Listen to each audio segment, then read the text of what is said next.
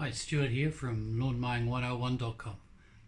I honestly believe that a lot of people have it wrong out there. There's so many two-people crews that I see out there mowing lawns, and I've done really well and built a business to over 450 accounts, only having one person in a vehicle. Now, this may sound hard to do, but it's not. As I put people out in vans, and with a van, you've got enough room in the back. You can get an entire day's worth of grass in the back. You can keep your mower, and I normally go with two-door vans, so you can get access either way. But I normally keep the mower in the front behind the driver, and I keep the weed eater and the blower there as well, and I also keep the gas cans on that side closest to the driver's seat, and that way I can just pull a mower off, put it back on. And this is really good for push mower round.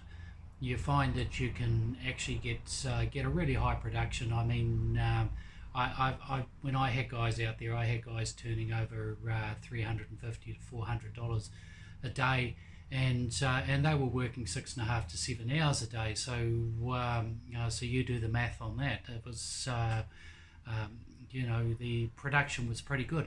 And I also found that if I put two guys in a vehicle, for starters, I'd have to buy a trailer, because two people can't work out of a van. It's just not big enough.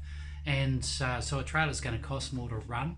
It means that I'm going to have to register and have another vehicle on the road. It also means that it's going to be harder for them to get in and out of driveways.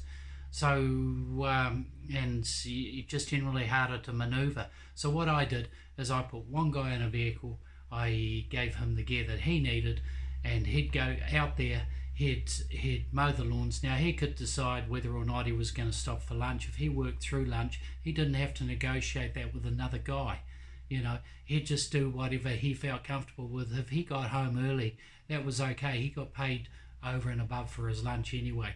So he didn't miss out. He got that extra half an hour, and instead of sitting in a van eating his lunch, he'd be heading home.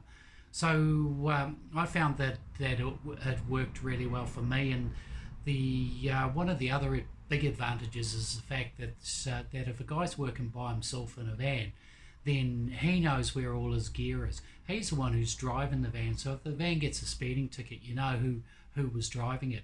And also he's got his own gear in the van, so if anything goes wrong with the gear, if the gear's abused in any way, you know who's doing it. It's just such an easy way to keep track of all your equipment. And I found that over a period of 5 years, I could put a van on the road every year, no problems at all. Find a driver, put a van on the road, set it, forget it, and then move on to the next one. When I had 5 vans on the road, I was quite happy, and I think I was probably making more than most of the guys out there.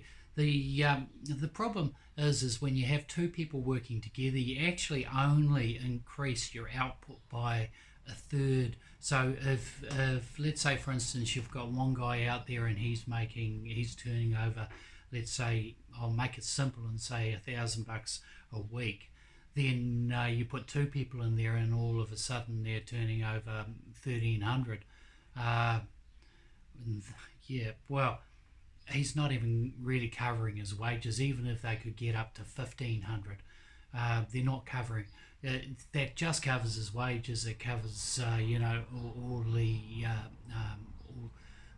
sickness payments and accident payments and any other workers' comp and any other payment that you have to make to employ somebody. So basically, even if he was increasing it by $500 a week, that's what it's costing you to employ him. So it doesn't even make financial sense. So, but yet if you take those two guys and you have them in a separate vehicle, then they're going to turn over $2,000 in that same amount of time.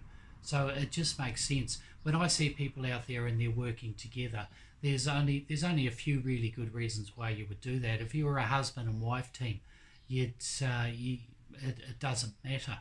the money's going in the same place, and maybe you want to work together. My wife and I, actually, we work 20 hours a week each, but we have our own vehicles, so our work schedule doesn't interfere with each other, and we can just get out there, mow lawns, come home.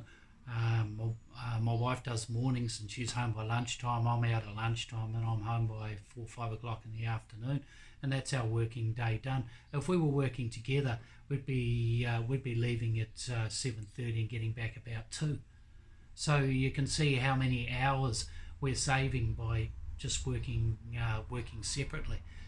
So if you do have two guys working together, then it's either the guy has done his sums and he knows that work is not actually making him any extra income, but he just wants somebody to help him get through the work. Maybe he wants to build his round bigger. So there's one reason why you might do it, and another reason is you could have somebody working. You could see two guys out there working together, but he's paying a guy to work with him, but he just hasn't done his sums, and he'll probably realise after doing it for a year or two that he's not really making any extra money. So why go through all that? Why not just at the beginning just set up a van, set up everything you need, don't bother about a trailer, don't bother about a second person in the van, and send that van out and see how much you can earn a week from that one van. And if that works for you, put another van on the road, put another person on the road, and just keep on doing that. If it doesn't work for you, then just add a trailer onto the van and put another guy in there and just go and do it that way. So anyway, that's my thoughts on the subject, and that's the way I've built my business. So I just thought I'd make this short video and let people know about that. If you want to find out anything more about how to build a lawn mowing business or how I run my business, just go along to lawnmowing101.com and have a look. It'll have all the information you need there to build a profitable lawn mowing business, or you can click on the link below. You guys have fun and have a good day mowing lawns.